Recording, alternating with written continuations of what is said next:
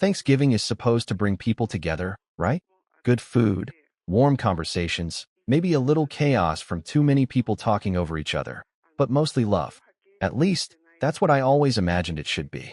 I wouldn't say I grew up in a Hallmark family, but I used to believe we could fake it just enough to make it through the holidays. That belief ended this year. My name's Jacob. I'm 36 years old, a single dad, and the proud father of a sweet, artistic, and sometimes painfully shy little girl named Mia. She just turned 9, and she's the light of my life. Mia isn't biologically mine. I adopted her 5 years ago after fostering her for almost a year. Her birth mom, my ex-fiancée, struggled with addiction and ended up voluntarily giving up her rights. I was barely 30, single, and terrified, but I never hesitated. The moment I held her and saw how her tiny fingers curled around mine like I was her whole world, I knew there was no going back. I became her dad in every way that mattered. Papers or no papers, blood or not. I loved her. And I still do. More than anything. Most of my friends supported me when I adopted her. Some of my extended family too. But my brother, Aaron? He never really did. He'd never say it outright, of course. That's not how Aaron works. He's the kind of guy who wraps cruelty in a joke, who whispers a dig behind a chuckle, then looks shocked when you call it what it is. I was just messing around, he'll say. You're too sensitive. Aaron's 2 years younger than me. Married his high school sweetheart, Melanie. They have 3 kids, ages 10, 7, and 5, and they are what my mom calls her legacy. My parents fawn over them like royalty. Every year they get matching outfits, grand birthday parties, and thousands of dollars worth of Christmas gifts. Meanwhile, Mia gets maybe a doll, some off-brand coloring pencils, and an awkward side hug from my mom if she remembers. But I always let it slide. I told myself it didn't matter. That Mia had me. That I'd fill in the gaps. That she didn't need their validation as long as she had my love. But deep down, it chipped away at something in me. It's hard not to notice the way your daughter's smile flickers when her cousins get to open new iPads while she unwraps a make-your-own bead jewelry kit from the dollar store. It's hard not to feel your stomach twist when your own mother says, you know, it's different when they're your real grandchildren. Still, every Thanksgiving, I'd show up, smile, bring my homemade stuffing, help clean dishes, try to be the bigger person. For Mia's sake, I wanted her to believe in family, even if I didn't fully anymore. But this year, Aaron crossed a line I can't uncross. And I'm not sure there's coming back from what happened next. It started off predictably enough. Thanksgiving dinner at my parents' house. My mom insisted on hosting, as always. A massive spread, turkey, ham, green bean casserole, 5 different pies, you name it. Mia wore her favorite yellow dress, the one with little embroidered flowers along the hem. She'd helped me bake pumpkin muffins that morning and was so proud of herself she insisted on carrying the tray in herself. My mom barely glanced at her when she handed them over. Just said, "Oh, muffins. How cute." Then turned back to fussing over Aaron's youngest, who was screaming because he didn't want to wear his sweater. Dinner itself was a mess of overlapping conversations. My dad made his usual stale jokes. My mom complained about how much work she'd done while simultaneously refusing all offers of help. Aaron talked way too loudly about the new pool he's having installed, making sure everyone heard how much it cost. Melanie kept taking photos of the table for Instagram, carefully cropping Mia out every time she leaned in. I was used to all that. I've learned to tune it out. But then, just as the pie was being served, Mia leaned toward her cousin Ava and said, "I'm really excited for Christmas this year. I hope Grandma will come to my recital." Aaron didn't even look up from his fork when he said it. He just smirked, nudged his oldest, and muttered loud enough for the whole table to hear. Only real grandkids get presents from Grandma. The room fell quiet for half a second, just long enough for my heart to drop. Mia blinked, her smile fading as she looked at me with that confused, wounded expression that made something deep in my chest twist and burn. My mom said nothing. My dad kept chewing. Melanie glanced at Aaron and gave him this smug little smile. And that's when I realized this wasn't a slip. This wasn't just a bad joke. This was who they were. I forced a laugh, leaned over, and kissed Mia's forehead. "That's all right, sweetheart," I said, loud enough for everyone to hear. "We'll make our own traditions." And then I stood up, took Mia's hand, and walked out. Left my pumpkin pie untouched. Left their fake smiles behind. I could feel their eyes on my back as I grabbed our coats. Could hear my mom's voice faintly say, "Oh, come on, Jacob, don't be so dramatic." But I didn't look back. That night, as I tucked Mia into bed, she asked me in a quiet voice, "Daddy, am I really not part of the family?" I didn't cry. I wanted to, but I didn't. I just pulled her close and whispered, "You are my family, and that's all that matters." But the thing is, it wasn't all that mattered. Not anymore. Because the next morning, I woke up and booked 2 tickets. First class, Paris, Eiffel Tower dinner reservation.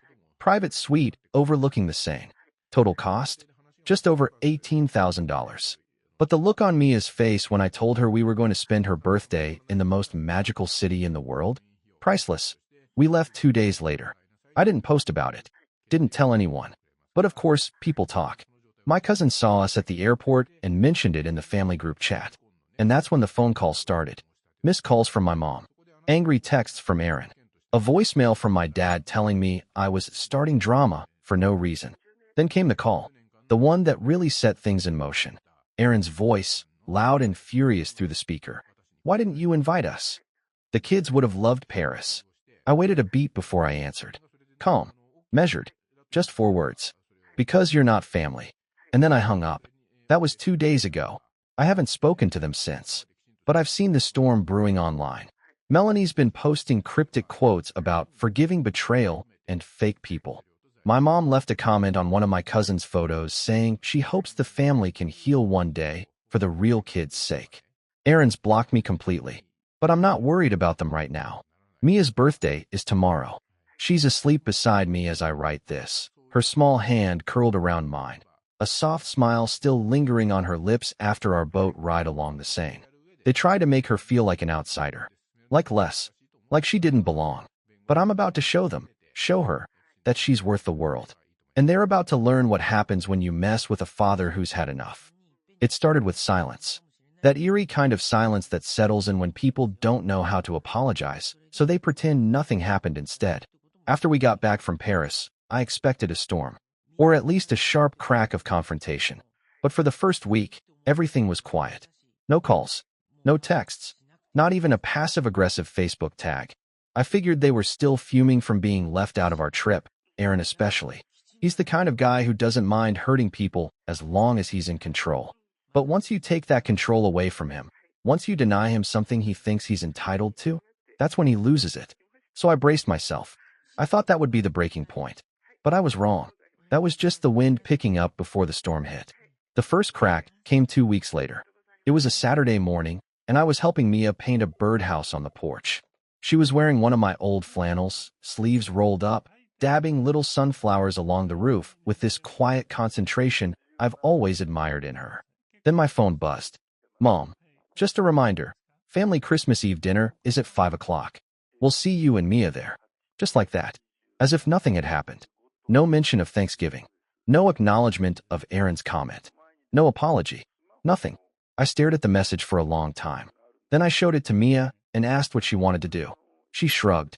"Will Aunt Melanie be there?" she asked. I nodded. "Will he?" She didn't even say Aaron's name. Just he. Another nod. Mia looked down at the birdhouse, wiped her brush on a napkin, and said, "Then can we have our own Christmas Eve? Like in Paris?" I smiled. "Absolutely." So I replied to my mom.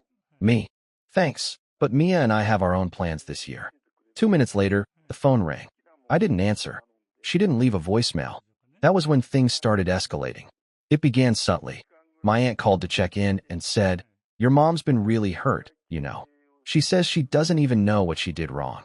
Then a cousin I hadn't spoken to in months messaged me on Instagram saying, "Hey, maybe you should try to talk things out with Aaron. You guys are brothers after all." It was all so orchestrated. Like I was being put on trial without even knowing the charges. And while they whispered about healing the family, they were still icing Mia out like she didn't exist. I only found out what really happened at the Christmas Eve dinner because my cousin Jenna sent me a photo. It was a picture of all the grandkids, Aaron's 3 and my younger sister's twins, sitting in front of the fireplace in matching red pajamas, each holding what looked like personalized gift bags from my mom. They were all grinning, surrounded by gifts. I counted at least 10 each. Tablets, board games, designer sneakers, even concert tickets for Aaron's oldest. And Mia? She wasn't mentioned. Not once. No stocking. No card. Not even a generic, "we missed you" gift. Nothing. When I showed Mia the photo, she didn't say a word. She just turned the birdhouse around and started painting again. But I saw her jaw tighten. I saw the way she blinked more than usual. Later that night, I found the brush she'd used lying on the bathroom counter, its bristles trimmed off, soaked in paint water. It was one of her favorites. The next day, we spent Christmas morning opening gifts in our living room. I'd gone all out. New paints, a real easel, tickets to a Broadway show next summer, even a signed print from one of her favorite children's book illustrators. She loved it. She was beaming. But I could still feel it, the weight of being excluded. It lingered like smoke after a fire. Then came New Year's Eve. I wasn't planning to go to the family party, obviously. But my dad, of all people, reached out. He asked me to stop by. Just for an hour, just to say hi. Said he missed me. That it was time to move on. And I'll admit it, part of me wanted to believe him. I wanted to believe that maybe someone in that house had finally realized how wrong they'd been. So I said okay, just for a bit. I dressed Mia up in her sparkly blue dress, curled her hair. She looked like a winter princess. When we walked into my parents' house, the party was already in full swing. Laughter, music, champagne flutes clinking. People smiled when they saw us. My dad gave me a quick side hug. My mom said, "Oh good, you made it," like we were late to a dentist appointment. Then we found Aaron. He was holding court in the living room, surrounded by a few of his friends and cousins, showing off some new drone he got for Christmas. When he saw Mia, his smile flickered for a split second. Then he said, loud enough for the group to hear, "Well, look who finally decided to show up. The world travelers." A few people chuckled. I forced a smile. Mia clutched my hand tighter. I bent down and whispered, "We'll only stay for 20 minutes. Promise." She nodded. Then it happened. We were all in the living room when my mom brought out a special game for the kids, a family trivia game. Questions about grandparents, traditions, funny memories. I thought it was harmless enough. Mia even smiled when the first question was about Grandpa's favorite dessert. But then my mom asked a question about which grandchild was born first. Mia raised her hand. "Me." Aaron snorted. "Actually, that would be Ava. Real grandchild, remember?" The room went dead silent. I turned to him, my vision blurring with heat. "What did you just say?" He shrugged, raising his hands. "I mean, technically she's not." I stepped forward. "Don't finish that sentence." Mia was already moving toward the hallway. Her little shoes clicked softly against the hardwood as she slipped away, trying to hide the tears I knew were coming. My mom finally stepped in. "Aaron, that's enough." But Aaron just smirked. "I'm not saying anything untrue. She's not even. She's my daughter." My voice cracked. Loud. Final. Everyone went quiet. My mom, cheeks flushed, said, "Jacob, please don't make a scene." That was it. I looked at her, then at my dad. Neither of them moved. Neither of them looked me in the eye. I turned and walked down the hall, found Mia sitting on the bottom step, eyes red and lip trembling. "We're leaving," I said gently. She nodded. We didn't say goodbye. I didn't even take her coat off when we got home. I just wrapped her in a blanket and let her fall asleep in my lap while we watched the fireworks on TV. And while she slept, I sat there, heart pounding with something I hadn't felt in a long time. Rage. Cold, clear, focused rage. That was the moment something snapped in me. Because until then, I had kept trying, kept hoping, kept believing that maybe, somehow, if I showed up enough, gave enough, forgave enough, they'd come around. That they'd see Mia the way I saw her. But they never would. Because to them, family was blood. And to me, family is love, loyalty, kindness. Family is earned. And they had lost that privilege. What they didn't know was that I had been keeping receipts, literal and emotional. Every comment, every slight, every photograph Mia wasn't in, every text that pretended she didn't exist. And now, I was done pretending too. Because Aaron had just crossed a line he couldn't uncross. And I had a plan, one they'd never see coming. But first, I needed to make sure Mia knew the truth, not just about our family, but about her worth. I had no idea that things were about to get worse before they got better, that Aaron wasn't finished, that he had one more play, one final insult, that would push me even further. And once he made that move, I stopped holding back. For the first time in years, January didn't feel like a fresh start.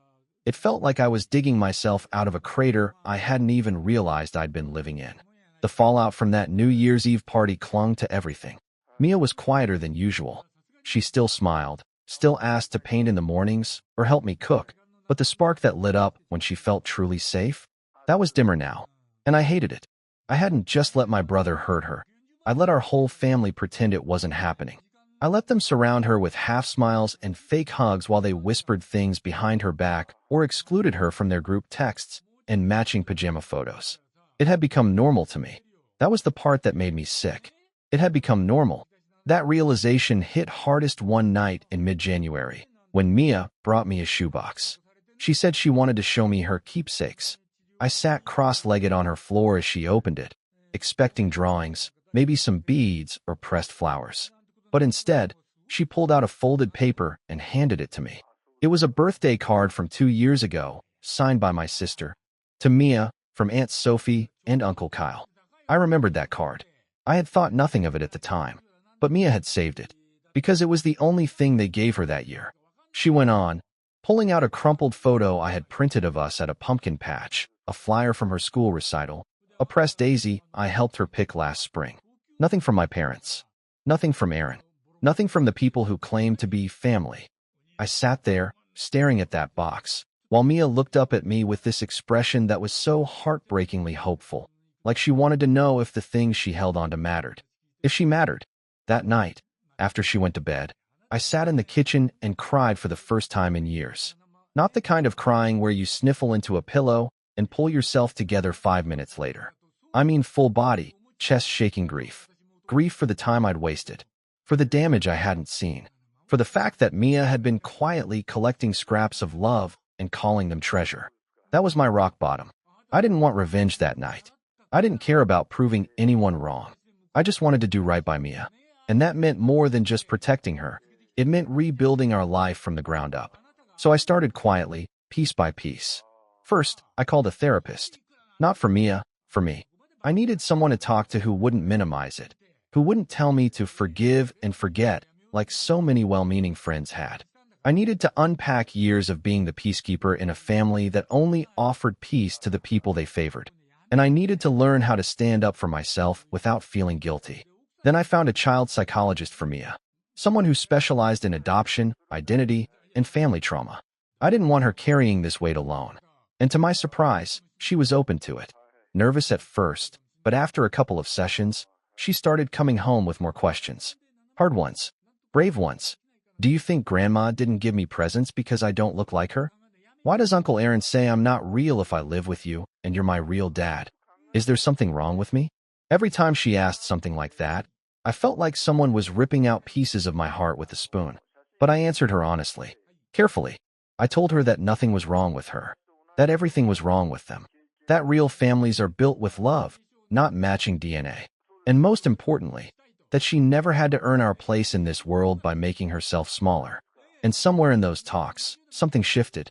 I started to see her sit taller, speak louder. One day she even told me, I want to write a letter to Grandma, not because I want her to love me, but because I want to tell her how I feel. That letter was one of the bravest things I've ever read. She didn't ask for gifts. She didn't ask to be included. She just told the truth, that she felt invisible, that it hurt, that she wished they had loved her the way she loved them. We never sent it, but we folded it and kept it in the keepsake box. While we were doing the emotional work, I started making changes in our life, too. I had always worked as a freelance graphic designer, enough to pay the bills, but never enough to really thrive. I'd spent years putting clients first, taking scraps to make time for Mia, turning down opportunities because they clashed with family obligations. But not anymore. I started saying no. No to toxic clients. No to last-minute demands. And when a tech startup I'd done branding work for offered me a retainer contract with flexible hours and full benefits, I said yes without hesitation. The pay was almost triple what I was making before. I upgraded our apartment. Nothing extravagant, just a 2-bedroom with more light, more space, and a tiny backyard where Mia could plant sunflowers if she wanted. I got her a new art desk and filled it with supplies. I let her pick out a wall color and a fuzzy beanbag for reading. I let her have space. And slowly, our world began to feel different. Safer. Quieter. Ours. But not everyone liked that. The more I pulled away from the family, the more they started to notice. Or maybe they'd always noticed, and just assumed I'd come crawling back like always. It started with my mom. She sent a message in March asking if Mia would be attending my dad's birthday party. No apology, no context, just expectations. I didn't answer. Then Melanie tagged me in a photo of Aaron's kids at a family fun day event with a caption about how some people are too sensitive to appreciate what they have. Still, I said nothing. I thought I could stay above it. That if I focused on Mia, on our healing, I wouldn't care what they did anymore. But then Aaron made his move. It was April. Mia's school held a special Person's Day event, a kind of hybrid between Grandparents' Day and Career Day. The kids could invite a family member to come talk about their work, or just spend the day doing crafts and reading books. Mia asked me if I could come. I cleared my schedule. I was excited. But when we got there, I saw them. Aaron and Melanie. With Ava. I was confused at first. I thought maybe they were there for one of her cousins who went to the same school. But no, they were in Mia's classroom. Aaron was standing by the art easels, arms crossed, chatting with the teacher like he owned the place.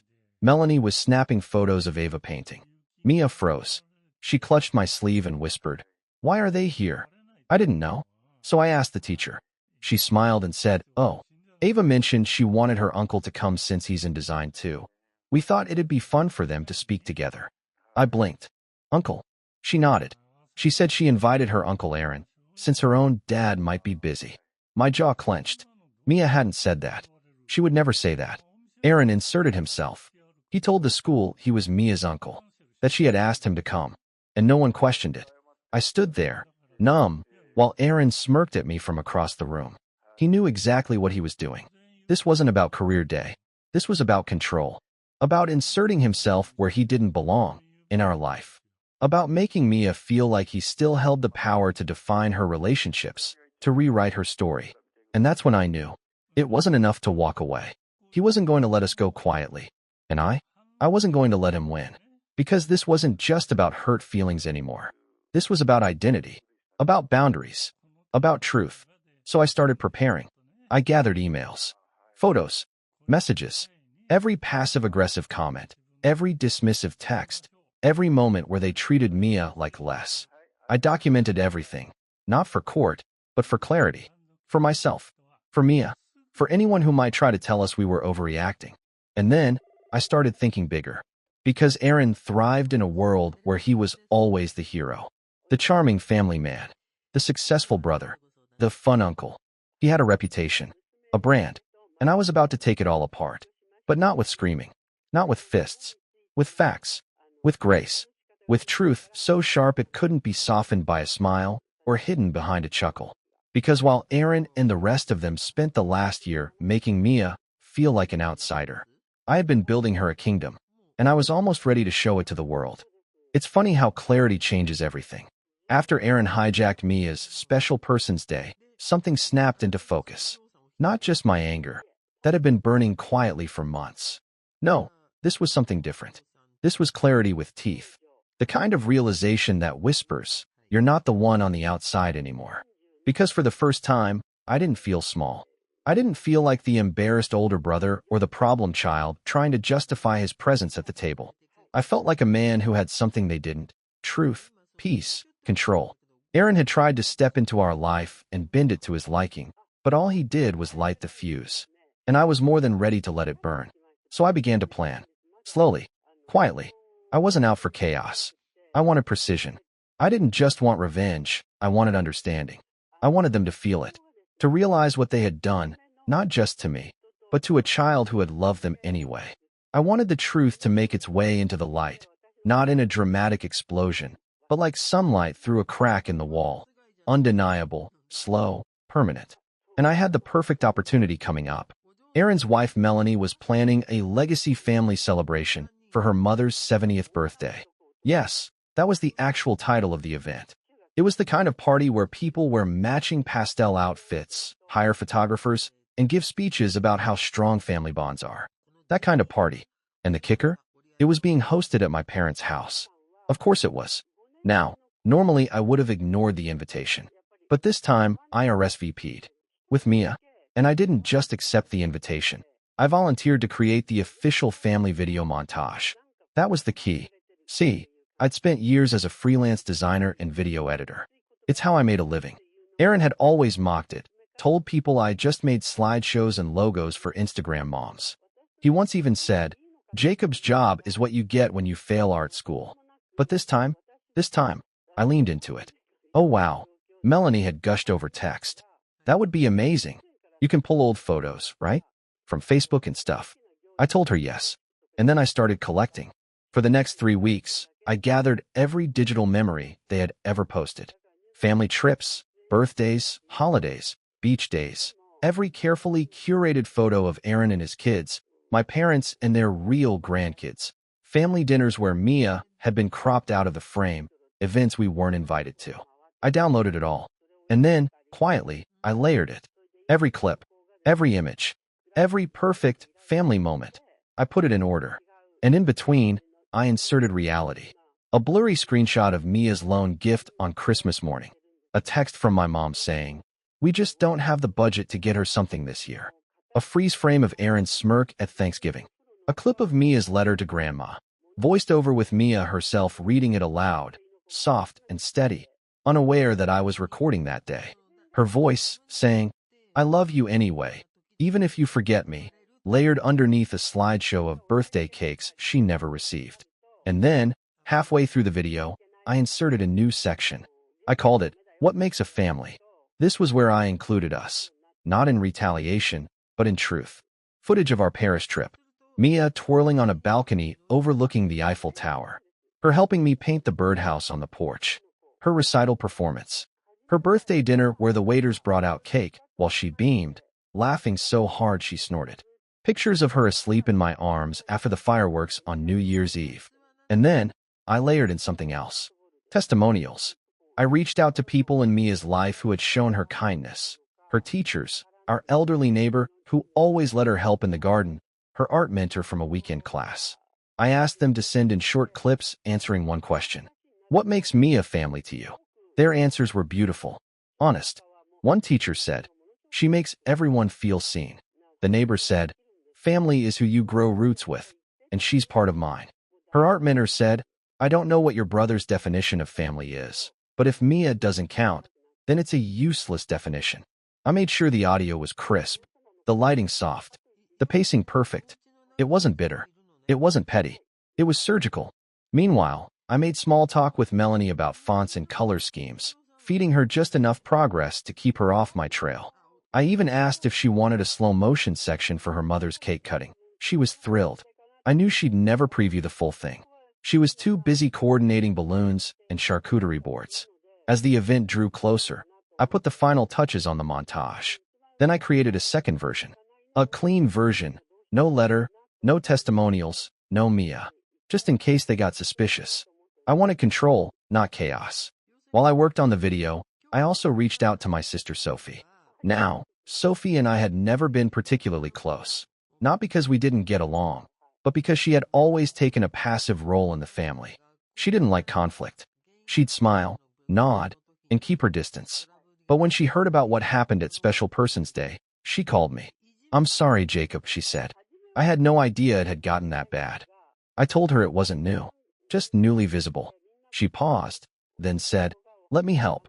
I didn't ask for much. Just one thing. I need you to be in the room when the video plays, I told her. And I need you to stand up when it ends. Okay, she said, and say one sentence. Now that we've seen what real family looks like, I think it's time we talk about what's been happening to Mia. She was quiet for a long time. Then she said, I can do that. It was risky, asking her, but I knew I needed someone from the inside to break the seal, to force the room to acknowledge what they'd spent years ignoring. The night before the party, I sat with Mia in her room.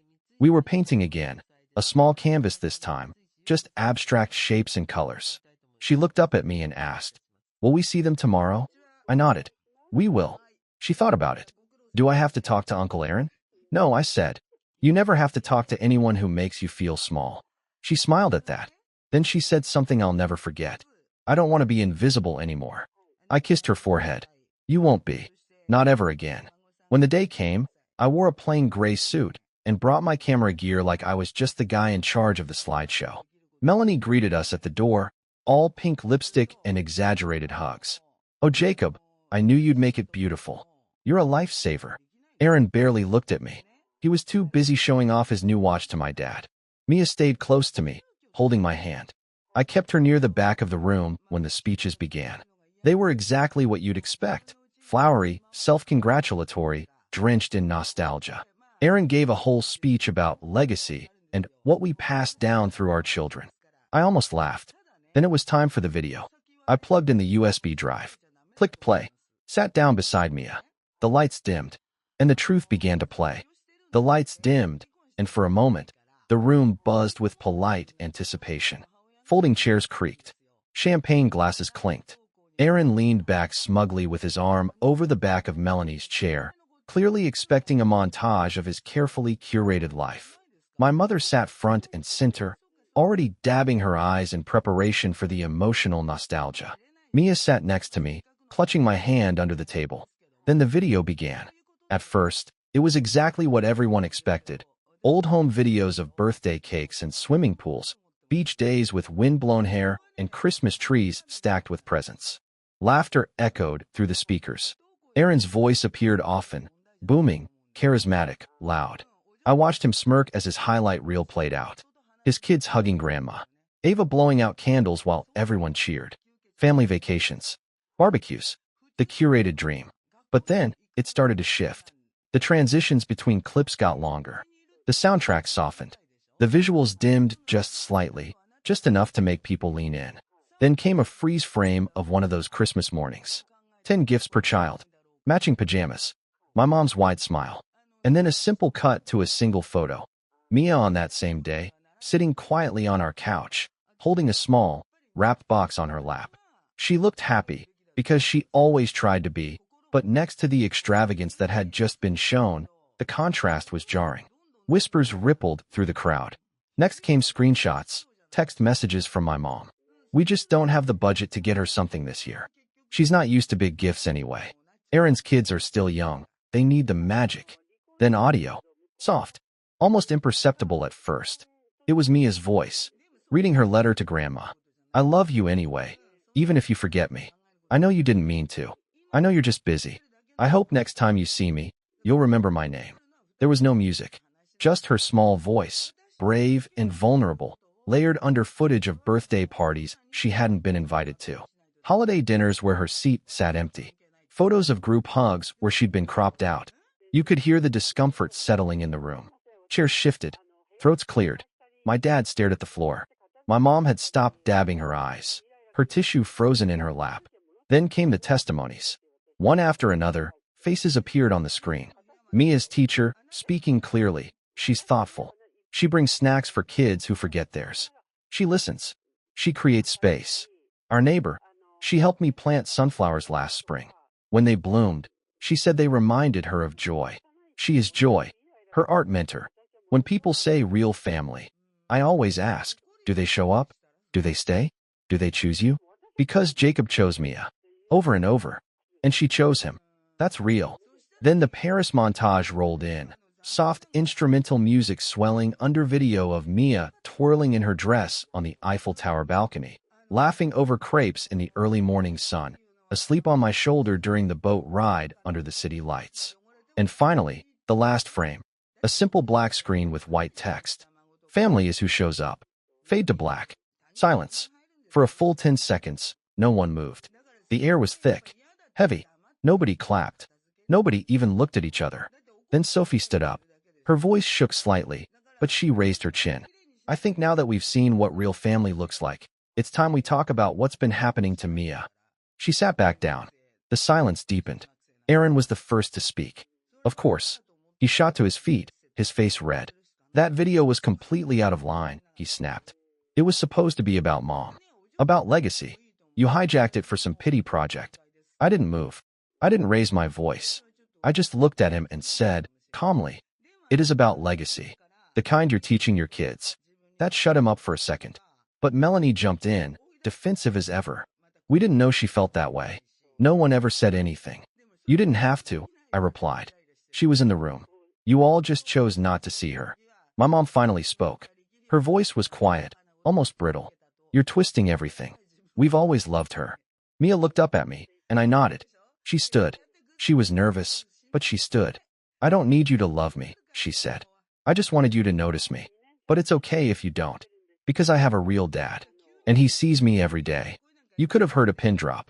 My mother opened her mouth, but my dad, of all people, put a hand on her arm and shook his head. That was the moment I realized even he had finally seen it. We didn't stay long after that. I packed up my laptop, thanked Sophie, and walked out with Mia's hand in mine. No yelling, no chaos, just the quiet dignity of a truth too loud to ignore. But the fallout? That came fast. Melanie posted on Facebook that night about sabotage and family betrayal. She tried to spin the video as a malicious misrepresentation, but too many people had been in that room. The truth was already out. My inbox filled with messages. Cousins I hadn't heard from in years. An uncle who apologized. A niece who sent Mia a handmade card and asked if they could hang out sometime. Not everyone changed, but enough of them saw it. And that was all I needed. As for Aaron, he blocked me on everything, which was fine.